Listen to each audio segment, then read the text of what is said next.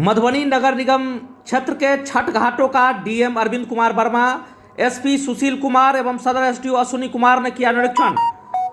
मधुबनी शहर के विभिन्न छठ घाटों का डीएम अरविंद कुमार वर्मा, पुलिस अधीक्षक सुशील कुमार एवं सदर एसडीओ अश्विनी कुमार ने संयुक्त रूप से निरीक्षण किया। इस दौरान सभी छठ घाटों पर बरते जा रहे एहतियात पर भी नजर गड़ाई।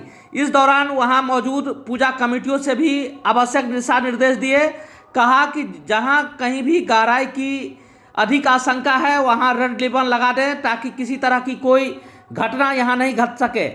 डीएम अरविंद कुमार वर्मा ने कहा कि हर हालत में चाक चौबंद व्यवस्था रहनी है। छठ पर्व के दौरान गंगा सागर तालाब में एसडीआरएफ की टीम पूरे छठ के दौरान मौजूद रहेगी।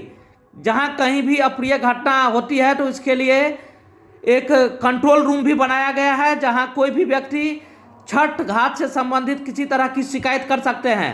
उन्होंने पूजा कमेटियों के साथ कई तरह की बातों पर अपनी राय दी। इस दौरान सदर एसडीओ भी मौजूद रहे।